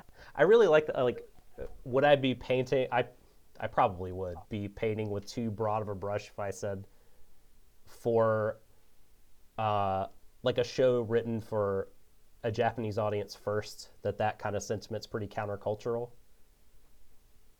I mean, I'm not the best person to comment on that either, because I'm white and grew up in Northeast United States. What little I've studied of like traditional Japanese culture, particularly like the warrior culture, like those kind of, you know, you're meant to, like, your life is not your own. You're sacrificing yourself for something greater than you, but your master, or later on, like the emperor or the nation, like is seen as like a virtue. But again, like it's been a long time since a lot of stuff has happened in Japan, or so. Like, well, that was a huge thing in Penguin Drum too. Is like why it's actually like so radical. And again, like I don't want to spoil anything because I think Penguin Drum's a really good show and people should watch it. Yes. Especially me. But in terms of the events that happen and the specific cultural events that they're addressing in that, they go through a lot of it is actually like real life text taken from a nonfiction book that Haruki Murakami wrote, which is like a collection of interviews that was published about this specific event, and a lot of that stuff is taken from their mouths specifically, like the initial thing about fate, and like if my fate's decided, then God is like inevitably cruel and unjust. And then there's another like the very opening monologue of the show is taken from one of those interviews. And then there's another one where someone who is definitely a quote unquote villain in this basically says something similar, where they're like, why would I want to sign up to be a cog in the machine of society? Like no one wants that, but that's what we're told to do. So. I'm sorry this sounds like so vague. I just don't want it, I don't even want to spoil the cultural event that it's related to. So that's fair. I'm going to toss my hat in the ring with a brief point here. Let's talk about Enter's death brief. So, what was the line that? Yeah. We know there's the get out clause. There's the Infinity Gauntlet finger snap. It's going to happen. But anyway. I know the title of that Murakami book, by the way. I'm sorry, I was looking for it, but I can't find it. I've encountered it, but... It's called Underground. Oh, shoot. Yes. Okay. I just read my first Murakami piece of fiction recently. It was very good. Dance. That's what it's called. Recommend that book. It was very good. Go, Shadon, go.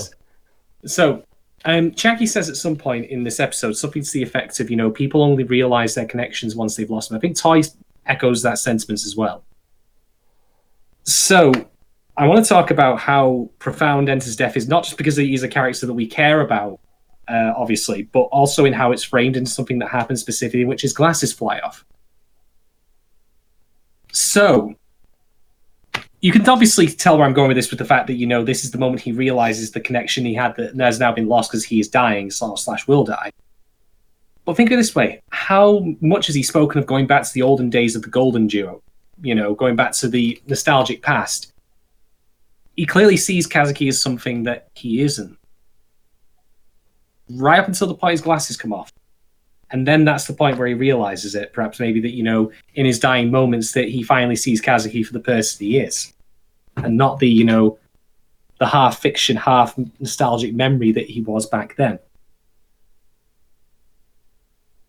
I mean, I think it's important that right after that he says, like, I can't even say it in jest, that I hate you. I hate you. Yeah. Mm-hmm. So, like, he's basically, like, if going he sees Kazuki for who he is in that moment, then he's accepting Kazuki for who he is, and also saying, like, even now I can't hate you. Like, I still am in love with you, basically. Yep. And I think the show has done a really good job of showing that Enta's feelings for Kazuki, part of them are born from this desire to go back to the past, which is bad because he's not seeing Kazuki for who he is. But part of them are like very, very genuine and very heartbreaking for anyone who's had, especially anyone who's had a crush on someone of the same sex, but knows that they probably won't return their feelings. Like it's a very heartbreaking, very genuine from Enta. I think they treat his feelings pretty well, actually. Yeah, I've liked it the whole time. I've loved his emotional arc. I mean, I wrote it in defense of, even though, like, basically being like, he's shitty, but he's relatably shitty. You can't help but feel for him, He's he says he's 13. He's a 13-year-old kid. Of course his behavior makes sense in context, especially given, as I've alluded to before, who are his, grounding, who are the people who ground him or, challenge or counter his behavior. Does he have parents? We've not seen them. He has a grandparent who who is a comedic relief character, Yes. and he has his older sister, who, well, I don't know if the show goes into I don't think it goes into great detail or not, but I would not exactly call her a rock or an anchor, for him being able to relate what he's going through. She had a Indeed, questionable boyfriend. That's all we know. Yeah. Based on just an aside, that's something that the show didn't do that was in the light novel that follows the exact same events, so I don't feel bad about spoiling it. That entire scene with Enta and his sister, he actually is quite jealous of her because she has this ability to, she has a lot of boyfriends, she has a lot of friends, she's very popular, she's very outgoing, and Enta wants to be all of those things. I put this in a post I wrote about him, but he's not the kid you call to do crimes. That's Toy, but he desperately wants to be the friend you call to do crimes because he wants to be that friend. Yeah, and he just that's isn't. right. And they go into a little bit greater detail in his own thoughts about his sister and how he's a bit jealous of her. Yeah, I speculated that might be the case back in episode 2. Chat says that the Genai parents are overseas, which I think I remember that detail being mentioned. Yeah, that's fine, but the what I was getting at was not that they don't exist, but rather they just simply aren't here to offer him that comfort. They could be anywhere right now, really, but they're just not able to help him. And that was going to lead to what I was going to say, which is that, think about it, in this episode, the one person that he can turn to, the one person Enter can turn to now that all else has gone to the rats, is Chiaki, a career criminal. That's how bad things have gotten in terms of, who he can speak to and try and articulate his feelings in a roundabout way. So, Amira is actually Chikai finds him very entertaining, too. He's just kind of oh, Hey, Specs! You're a real softy, kid. That's how he would talk if he had an English dub. Hire me, please, Mapper. I will do dub Chiaki. I'll do a bad job of it, but I'll do it anyway. Mira has just pointed something out in chat that I was going to bring up as well, which is that, again, credits this show's excellent subtle moments and the way it does things with its little details. The ending now only has 2 birds and 2 silhouettes. Yeah. Yikes. I mean, I will say that my thought process when this was going along, the episode Mabu did not stay dead.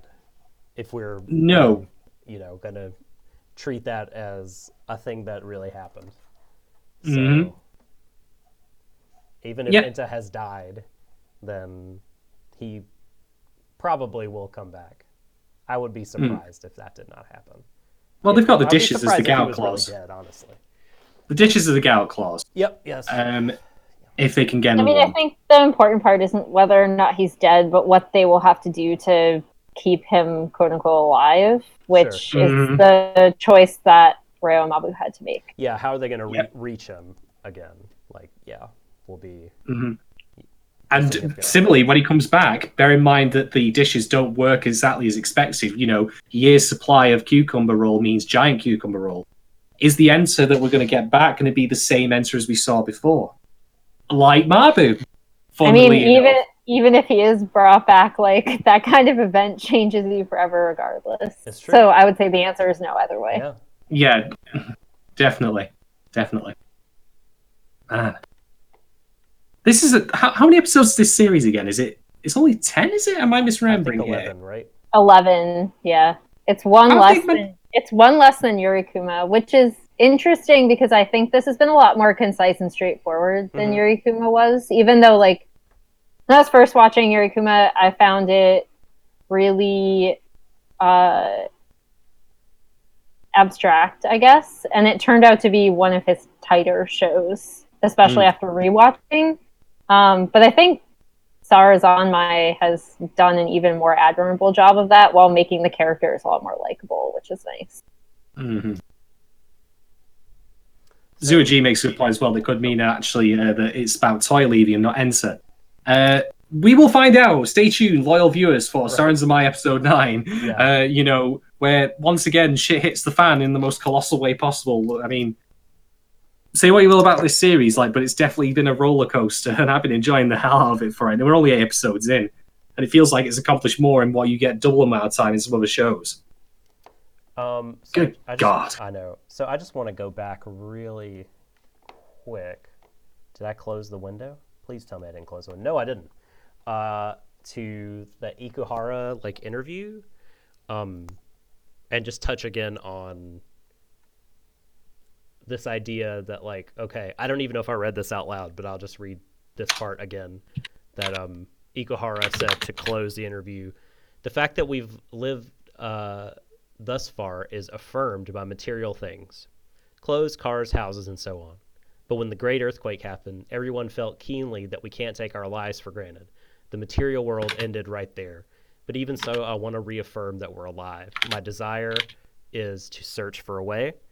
And I think that that's super relevant to this show that depicts kind of society, especially in the beginning of the show, as everyone's all about their boxes. Everyone's all about their about capizon.co.jp, about the material world. And that's, he says the acquisition of material stuff is how the Japanese people, according to Ikuhara, searched for happiness in the post-war era. But that has been shaken, pun intended, by the great earthquake and the tsunami. And now they, according to Ikuhara again, are saying, hey, that is inadequate.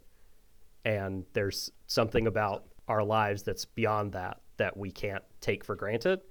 And that probably tracks with the connections in the show. And how, I think I said at the close of last week's episode that, up to that point at the end of episode 7, I felt okay, the show has been depicting a society that trains you really well how to want things. You definitely understand and are equipped to desire. You're fueled by it, from the TV to everyone else carrying around their boxes, the advertisements and everything, but you're not really trained on how to cope with loss, how to live in the society when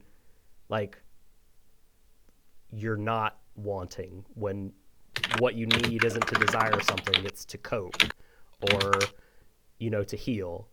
And that society sort of in this show, and perhaps the show is saying in the real world, we'll twist those needs and objectify them and say actually those needs can be met by fulfilling this desire, or we'll turn those needs into desires and say if you have this object, it will satisfy those needs.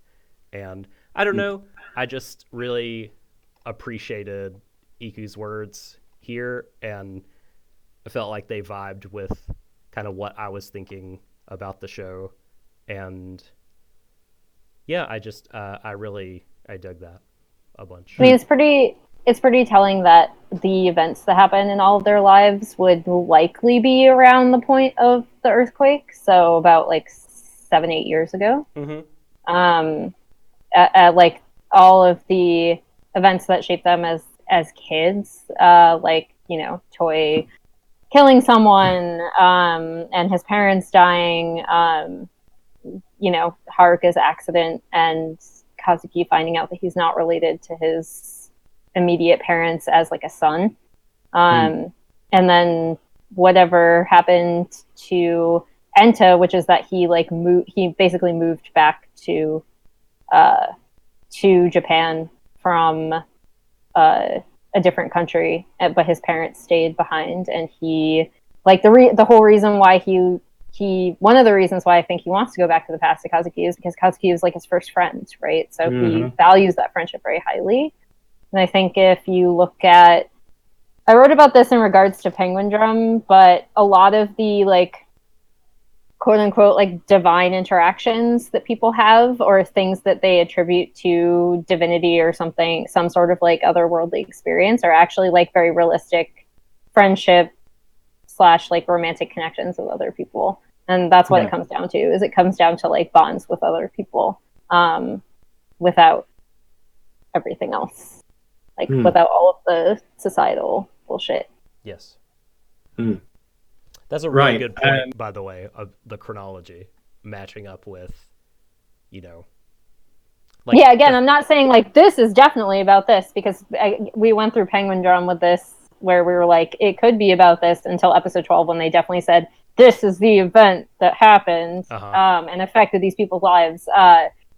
But so I'm not saying like this is definitely about the earthquake, but I do think if you follow the timeline, it does make a very clear-cut space that lines up where all of these kids were affected by something very deeply when they were younger, like a very significant change. A seismic event, one might say. Ooh. What were you going to say, Shadon? Right. I'm sorry. Right. So I've kind of put a poll up about this. Check out the polls on our Twitter, by the way, if you've already. So I want to ask you both a question, and this is probably going to be quite personal because it's going to relate to how we deal with it as well. So Ikuhara, as you said before, is someone who said that, what are we without loss? We can't forget the things that we have lost. We must use that as our strength or our, starting point to move on and grow and change as people. Was I right in my reading of that, or am I wrong? I mean, yeah, he says the future, whatever the future is going forward, coexists with loss, is his exact quote. So yeah, I think that's a fair interpretation. So you can't have one. You can't have one without the other, basically. Yeah, that there's no future in just forgetting and totally kind of pretending that those things that affected you deeply didn't happen. I mean, that's what's been happening in the show when Reo and Mabu do their shtick. Like, after the Kappa zombies are destroyed, the people in question are erased. They're gone. So the question I want to ask you both is this. Reo and Kazuki now both have a person that they want to bring back from the dead, so to speak. We can argue the particulars about if Mabu is technically dead or not, but at least as far as Reo is concerned, he is not the Mabu he knew. So it's moot, that way, because he wants the old one back. And Enter is, well, he's definitely dead. I mean, that's a flat line. He's gone. So, question I want to ask you both now is, they obviously have the means through the dishes, legalese, tripping up over, wording aside, to bring them back. Should they do that? Or should they let it, I'm not saying they let it go happen, with a smile on their face. Or should they allow it just to, allow them to pass on? Should they allow them to go? Let the loss happen, let it remain. Because if the Ikuhara does have that perspective, that would suggest to me that, well, we ain't going to get either of them back.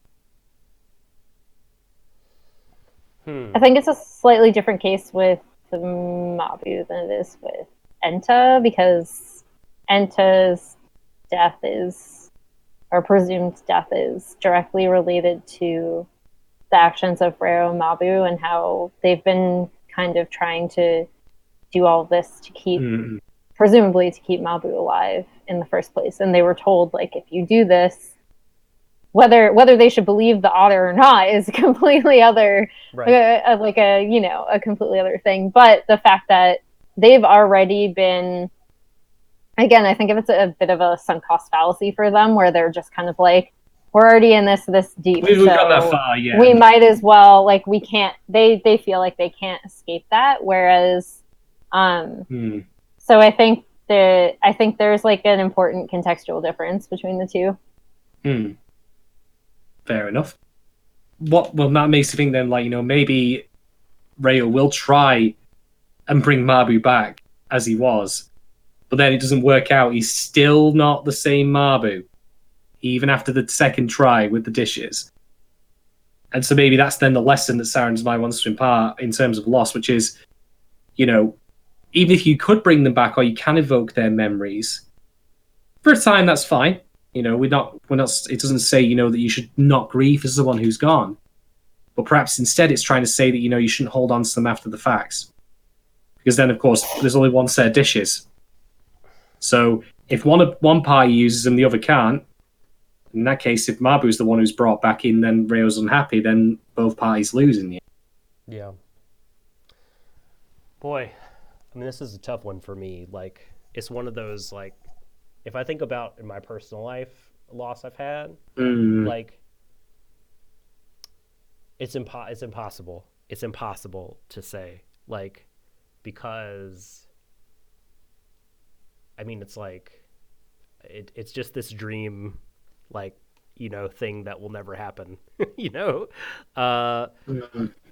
so and also, like, I mean, you never want to say, at least I don't want to say that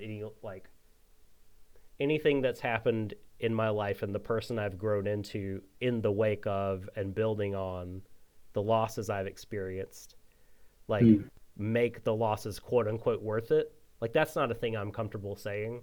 Like, I don't really, for me in my life, I don't really like to say, well, this good came out of it. Like, because that turning it into like a math thing is silly to me. And yeah, you can't quantify it really.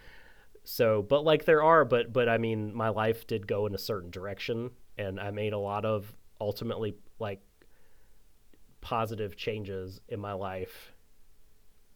You know, that who knows? I mean, so like it's a really difficult question when like put in the context of my own life.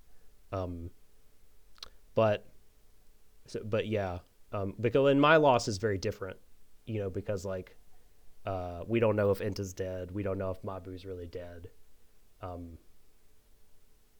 So this is an extremely difficult question. This is the biggest non-answer ever. So I have no answer. I don't know. I think like they're going to have to... I think the dishes are not going to give them... end up magically kind of giving them what they exactly want, and they're going to have to find out how to cope with their present reality. Seems quite plausible to me. That would probably be the healthiest thing. Here's a question that is with a little bit less gravity. Oh, thank God for that. So like, well, I don't know. It may go places. We'd find out. So Toy, at one point in the episode, early on, I can't remember if he says this as an adult or it's in the flashback, but he says, some dreams come true because you're disconnected. He says that to Kazuki. What does that mean? Wait, dreams come true because you're disconnected. What do we make of that? Because I don't really know. Like, I don't know.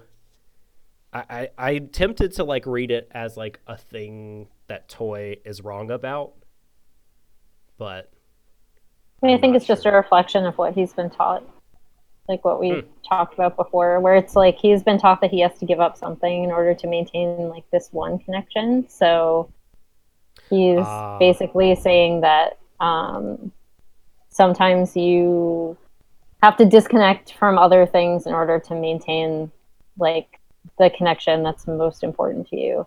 Okay. Which so I actually don't think, again, like I don't think the show is going to side with him. Like I don't think the show is going to side with any of their like very kind of varying but narrow views of how they've like that have informed them as they've grown up.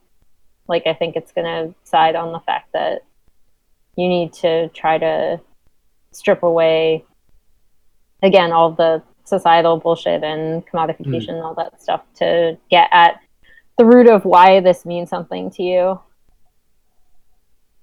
Yeah, and actually the way that that first thing you said, like, totally made everything fall into place for me, because I was thinking about disconnected meaning total disconnection, but clearly he was just talking about being disconnected from a person and not like disconnected from everyone. For some reason, I read disconnected as a more of a totality. They're like, what could you mean? What dreams could you possibly like achieve except like being lonely or dying by being disconnected from every single person? But no, this as another kind of way to talk about sacrifice totally makes sense. I Mm. hear you. And the other line that I thought was worth dissection was Enta saying, like, no matter how much you do for someone, if it bears no fruit, it's not worth anything. Like, strong, hard disagree here.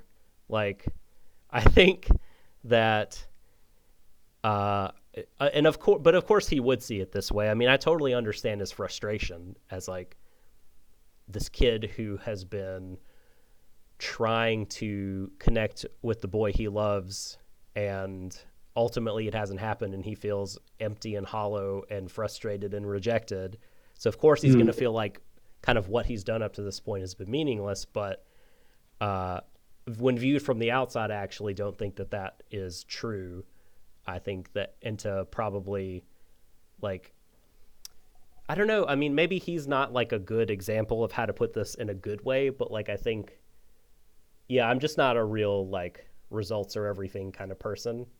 Like, I think that you can build and grow yourself on and through failure.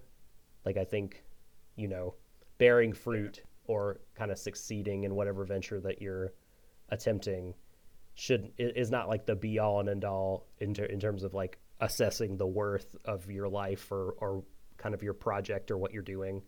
Like, there's so much positive and so many gains personally, emotionally, spiritually that you could achieve, even what you're trying to do is to get through to someone and you don't. Like, I still think that there is virtue and goodness that to be found in that. If that also could go very, very badly. You could be doing horrible and unhealthy things, or it could be a mixed bag. So yeah, hard disagree, Enta. Well, I also think that it depends on what you think of, like, bearing fruit. Like, is it actually results based, or is it like, because you don't know whether it's meant to say, I think this connection is faulty because I didn't get the result I wanted, it's kind of set up that way, right? Like, if you don't get the result you want, then it wasn't worth it in the first place. Like, it's set up for you to view it that way, but it also could mean something else entirely. I'm just pointing that out. Because, like, bearing fruit doesn't necessarily mean... Totally. This conversation does turn on what you think that means, for sure. And bear fruit could mean all those other things I was talking about, right? Right, exactly. So, and obviously if you don't have that, then maybe what you're doing is not good. So, for sure. Shadon, any thoughts? No, I agree with you both. Like, it's... Like, I think that, speaking for myself personally, I'm probably more the person I am today because of all the times I fucked up, as opposed to the times I did things right first time or even second time around. Like, and it just speaks against storytelling. Like I've said so many times before, and I think this is something that I've seen people comment on as, other people not necessarily understanding Sarazanmai, and that all three of the main characters here make pretty horrific mistakes. I mean, in some strange, twisted way, Toy is the one who gets off the least, because he killed the guy, but it was a moment of self-defense brought on because he's a fucking 10-year-old who was scared for his wits. Still a bad axe, of course. And then you've got, of course, Enta and Kazuki, who've done their own horrible things. But characters are allowed to do horrible things in order to learn and grow from them. Just as we are in real life. We don't, zigzag forward, or go in a straight line in terms of who we are as people. We go backwards sometimes. We go round in circles. We don't always advance in a linear fashion in terms of our growth and maturity as people. So it's like, people might be unhappy about, what happens with these characters and the things they do. But the truth of the matter is, it's very authentic to how we work in real life. So I would still hang out with Enta, for sure. Would you help him with pinball? Would you win pinball for him? Anytime. Oh yes. We would be the new golden combi on the Terminator 2 machine. Nice. Oh, God. Hang out with Chikai seems like a good hang. Oh my God, he might be the best hang in the show. Dude is so chill about everything. Yeah, exactly. I would have a drinking contest with Kepi and I would lose horribly. Kepi. I miss him so much. Like, I mean, like anything is possible for the show. So the next episode, Kepi could unfreeze, appear, and be like, "Oh hey, Enta, what you saw last time wasn't real. Well, actually, you know what? No, we did establish already that Enta stole the dishes for real because he brought them. Never mind. God damn it! I wanted to try to undo this, but It's alright. We'll get to Kepi eventually. He's just been put on ice for the moment. Heyo. Any more cold takes about Kepi? No. One thing we didn't talk about that was established in this episode is that the darkness is dark Kepi. Oh, dark Kepi. Yeah, dark Kepi is Kepi. the otter, the Kawauso, and light Kepi is the Kappa. So, I want like, are they two halves of a whole, or are they two different entities, and have always been so? Because when the Kappa Kingdom fell, did they kill Kepi? "Quote unquote" kill Kepi or do something? Because Kepi looked different in the flashback to the Kappa Kingdom. Well, yeah, he was like a proper guy. Mm-hmm. My guess is that they're two halves, and that when they're restored, he will return to that particular form. Because after all, we have Azusa Sarah, who is a human or humanoid-looking Kappa. So maybe that's the way it works, Although what ultimately caused Kepi's darkness to pop out of his, chest in the first place is anyone's guess. But again, more info incoming, I guess. We've got 3 more episodes to find out the whole truth of it. Is Apanov right? Is Kazuki the only character not to save the other's phone numbers? Well, one thing I will note, by the way, is that when Toy rings Kazuki in the episode, his number is marked as unknown. And I really like that detail because it just goes to show the lengths that he and Chiaki have gone to. Oh, sorry. Chikai. His brother, fuck it. His brother, fuck it. I'm so his brother. sorry. The lengths that he and his brother have gone to mask their trail, that they can't even, it's not even a number that can be traced. Just a small thing like that, but this show does its small details wonderfully. Is it a Yakuza branded phone that will block all the information and prevent any data mining? If real life is anything to go about, it's a Huawei phone. Or maybe not. No, I kid.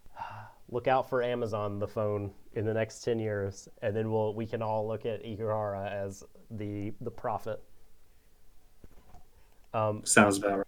Well, I feel like that there's more to say, but like, I don't want to belabor any of the points that we brought up already necessarily. But like, so did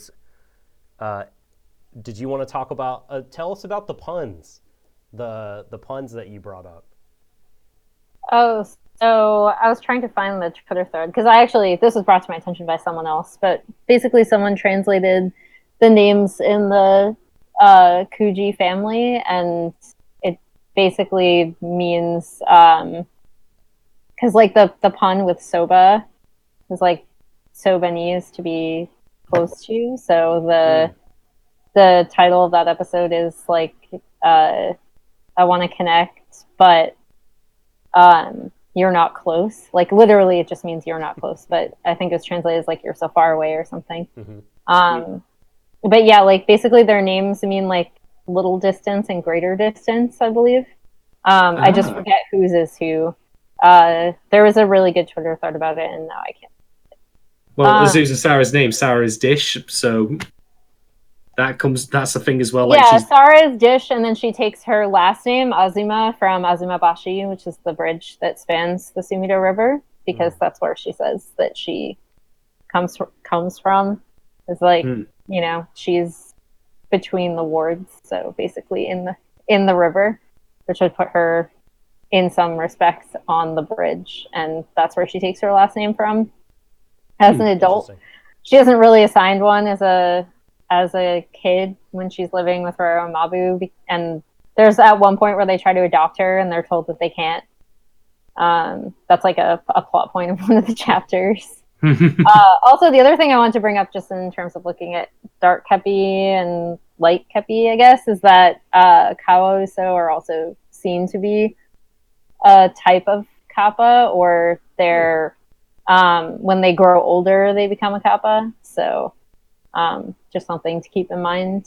I know in other interviews, Ikuhara has also said that, like, even though thus far the beginning of the series has brought up like love as good and desire as bad, that's not necessarily the case. So yeah, like I would not. Yeah, so this is very good. I wouldn't be surprised if like we are shown some sympathetic dark Kepi at some point. That's why, like, I try to keep things as loose as possible, because actually the first show I saw was Penguin Drum, and I watched Utena kind of simultaneously along with that. That's a dense viewing schedule. Yeah, it's great. It's great. I had a lot more time back then.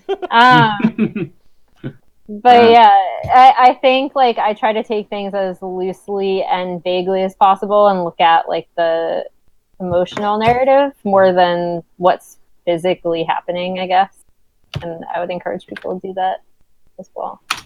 Yeah, like or at least think about it. Think about that concurrent emotional narrative. It's like it's a thing that I struggle with sometimes, ignoring the not ignoring, but like just focusing on the emotional narrative, I guess, just because I don't know. But I really, like I said, Emily, I super duper enjoyed, like when I read your post from last week, I was like blown. I was like, wow, like I love this reading of what happened, because it just did not occur to me as I was watching it. So it is some advice I will take on board going forward for sure in my hermeneutics and interpretation and what have you. Just a thing to remember. Did I have any other notes? I don't think so. I ended up watching this episode not that long before we streamed, so all my thoughts are pretty fresh. I didn't have a lot of time to think on it. Whoa. It's the dog taken care of. Hi, Pooch. Hello. Did the dog enjoy Sarazanmai? Is that why he's barking? I think he hears another dog outside. Also, what you said about Kawa Uso becoming Kappas, you should not tell Kepi that. I'm pretty sure he'll be very offended. Speaking of Kepi, I have one final poll for you all today. What's your favourite flavour of Kepi? Light, dark, lemon and lime, or Dr. Kepi? Totally Dr. Kepi. All day, every day. Yes. Well, we've gone about 2 hours. Are there any more things you guys wanted to talk about? Nope, I'm good. I'm glad the commenter brought up the two shadows, because I probably would have forgotten to bring it up that I was going to mention it. So thank you, whoever brought that up in chat. Trickster, arigato. Yeah, the black cloud of doom that came out of Kepi when he exploded during the fall, and a black cloud that came out of the statue once it was broken. Interesting observations. Well, now I guess it'll be time to rate the episode. Shadon, what you got? I'm gonna say, like, that again, like, I think this is pretty consistent with the previous episodes. I've enjoyed it a lot. I really appreciate the moments where we had, like, again, comedic uses of animation, like when Enter's trying to run away from the seagull guy, when Reo Mabu appeared. He's just like, and also, his various expressions. It maintains, again, a good tone and a good comedic beat to it without ever taking away from the actual drama of what's happening, and never being inappropriate or forced. So I was really appreciative of that. Definitely delivered again on the emotional push. We thought we'd already had it with, Haruka being kidnapped, but now it's like, no, you are small children, you're not ready for it. This show will show you that. So for me, I'm going to give this episode 4 out of 5 Otter Mind Control badges. Okay, very good. This episode had... Oh no, I've just broken a pen I was holding. Fuck! I hate when I do that. Just the clip, not the... So there's no ink spillage. But just the clip of the pen. That's annoying. Anyway, this episode had the battle cry of the year. So let me just tell you, puts it in the upper echelon of anime episodes that have come out this year. Well, whatever it is, I It was can't. so I can't. good. The bird. It made me laugh. How many a lot. takes do you reckon that voice actor did to make that happen? Ikuhara's just like, no, louder. More No. bird-like. More bird-like. Come on, channel your inner fowl. Do this. Here's a kazoo. Yes. Yes. Listen to it and then become it. Become it. So, I don't. I hate doing this because I love this show. But this episode, like, was not what I thought was like the best episode, but it's pretty damn close. I loved, like you mentioned, the comedic bits. Those were really fun. There was like the drama between Kazu and Enta at the end is just like, I feed on Delivers. it. Like, so good. I need it. I need more of it. Them yelling at each other. Just give it to me. Doc's here just like with the ball clip. Yes. Just inject it right there into my arm. But that was really good. Like, I such good emotional payoff. Because you want both of them to just have it out with each other and express their needs, and we got to have part of that. Fight! And there was there were shocking moments, like Enta getting shot and like Enta maybe getting stabbed. There was that moment when you realize Enta is going to help Chikai because he wants to ship Toy out of town, and like my stomach dropped like when I was watching. It's like, no, don't like fucking betray both your friends again in this way. My sweet summer trash child, don't do it. But He's great. Man, so many moments I loved. So many important things happened. The reshuffle. But we didn't get any musical numbers, so I'm going to dock it a quarter star for that and just say that this episode is 4.75 Kepis on Ice out of 5. Nice. Emily, how would you rate our episode? So I would actually say this is my favorite episode of the show thus far. Understandable. I think my favorite moment, we've touched on a lot of things in this, but my favorite moment is definitely when Toy is repeating what he told Kazuki previously, and it's his only way of, instead of just telling Kazuki, hey, I was the one that gave you that when we were kids, do you remember this? Because like our relationship means a lot to me. He does it in the most roundabout, like, please notice me way possible, which I actually found like incredibly relatable, like so relatable, where he's basically, by repeating what he says, which is like, sometimes, you only realize you're connected when you're not, realize the connection when you're not connected anymore. He says it better, but that's the gist of it. As he says that over the phone, immediately before he leaves, it's basically a cry out to be like, please, remember that I was this person. And of course, Kazuki doesn't, because he can't read his mind and he doesn't remember. And it's not necessarily Kazuki's fault that he doesn't remember, but it's like a byproduct of the fact that, again, like, he is really self-centered, and I don't think he can recognize that people care about him. So I just found that entire scene like super relatable. And I wanted to point it out in my rating because I'm going to give it ultimately, like I said, this is my personal favorite episode. So I'm going to give it 5 unanswered phone calls out of 5. Oh, right? It's like a stab in the heart, Man. You're so right there, Emily. Like, I did really think about that with that phone call, but the fact that Toy even did it in the first place, youch. Like, that's heavy stuff. Yeah, like it's one of those things where, like, he wants Kazuki to suddenly be like, oh man, like, I remember you, like, please come back. Because I think ultimately if Kazuki had asked him to stay, he might have. But he doesn't. And so, since he can't actually say what he wants to say. What color were... So we don't see Toy's eyes, right, during that scene? Is that correct? He's facing the bridge. Are his cheeks like ashen when he's saying that? Do they change color? Is it like a weird color of blush? Or am I misremembering that?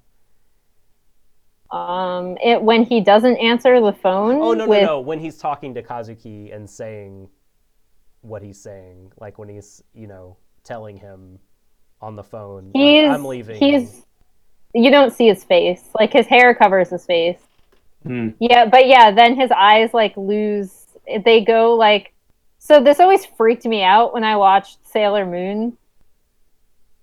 As he says the quote, his eyes do that thing where they just go like one black shade pretty much. Yeah. And then they flash a color before he like closes them.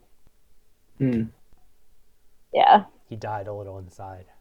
It's time for me to do that disappearing trick from Sailor Moon with the coat. Hey, but you didn't do anything, didn't I? Ooh, I'm gone. Even I know. Yeah, his face is like kind of gray, and his eyes are hidden until he says that quote. And he's also not so coincidentally facing the bridge, which he then travels under. Is that like where they found Sarah on the plate on the bridge?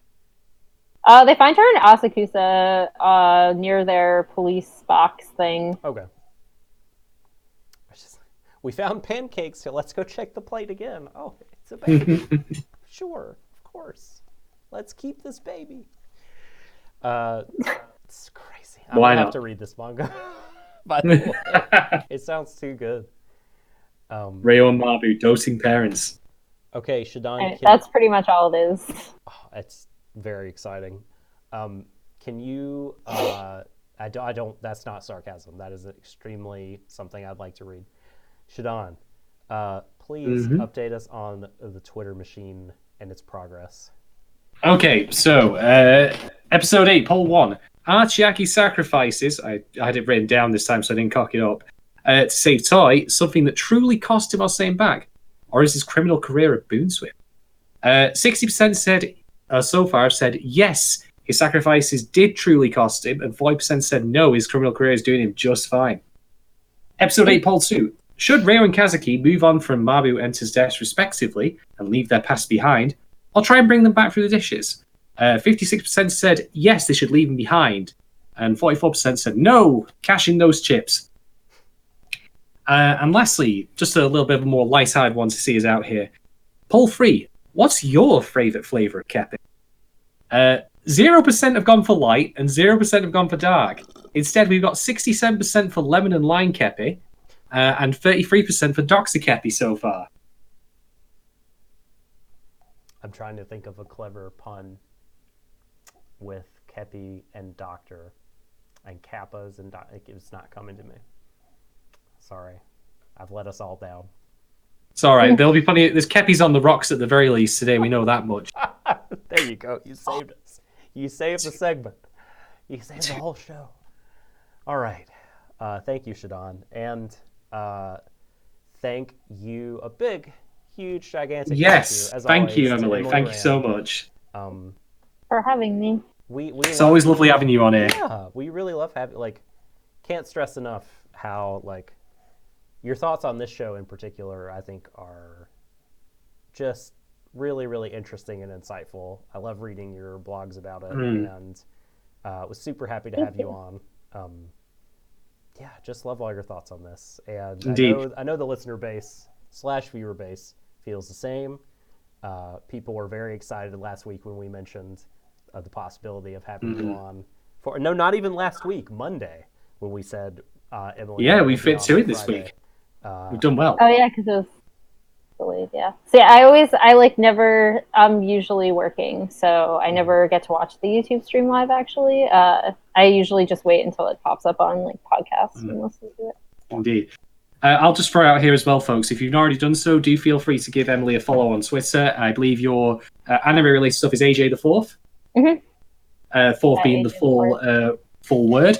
And check out For Me in Full Bloom on WordPress for more of Emily's writings, both on Sarazanmai and other anime topics. They're all super insightful. You do yourself a favor by checking it out. Definitely give them a look. Right now, it's just the Sarazanmai blog, though, because I don't have time to follow anything else. It'll turn eventually to a Reo and Mabu blog. I know what you're getting up to. They're your boys. I'm surprised that people just didn't stop reading, because it's funny that you said, like, oh, you really liked my last week blog post, because it definitely started with an allusion to a random Final Fantasy 15 fan fiction that I read, and I was like, oh, wow, okay. It actually made me want to read that fan fiction. I was like, what a premise. It was like very darkly sad, yeah. Yeah, I was like, what a fucking, that's a great like premise, actually. Shout out to that fan fiction writer. I forget, I should have like credited them. Damn. You know, dear. Write in. Yeah. Tell us if you can find it. Yeah, if you can find it, it's a fan fiction. It's a short like one shot of Noctis and Ignis from Final Fantasy 15. Noctis being the edgy boy, Ignis being the glasses boy, if you don't know. Vex, which was Enta's nickname in this episode. Things just keep connecting. Thanks, Chikai, for that connection. Oh my gosh. Oh god, it all comes back to it. Well, I want to. Does that mean to close the episode? Sarazanmai is gonna have the three of them like pushing a car down the desert? You know it. I singing hope so. "Stand by Me." Please, like from your lips to Iku's ear. Oh my gosh. Okay. I mean, he's used cars before. He loves a car. Loves to use a car. Not afraid in any way to make one of his people main into cars. Into a car. Yeah. God, that movie's so good. Holy shit. Yeah, it's great. Lieutenant the movie. Watch it. After watching the TV series, will probably give you the most bang for your buck. Okay, before we yammer on about other Iku series that are not currently airing, we'll sign off here. Thanks to everybody in chat. Thank we you. really appreciate you hanging out. Like, love reading all the comments and love reading all the reprimands for getting Chikai's name wrong. I'm again so very nice sorry. Save. Well done. Thank you, Kay. And also, I can't remember, they've scrolled by now, but someone else also. I do appreciate the corrections always, genuinely. And follow us on Twitter, do the polls, take time to review us on Apple Podcasts. That helps us out, our discoverability. Got a SoundCloud if you prefer SoundCloud. If you're listening to this on demand later, Podcastly, we have a YouTube channel. Check schedule for live stream information. Check our Twitter feed. They will pop up a couple of days, sometimes a couple of hours before we do them. We have a Twitch also if you're interested in watching us there in glorious 1080p. All the consoles of my bald head. Oh, so many frames.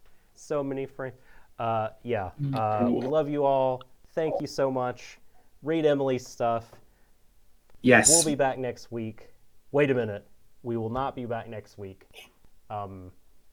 Next week, I am going to be out of town. So the next stream or two, check us on Twitter for what the schedule will be. We don't know what it will be right now, but we'll figure it out. And when we do, you will know. We'll work it.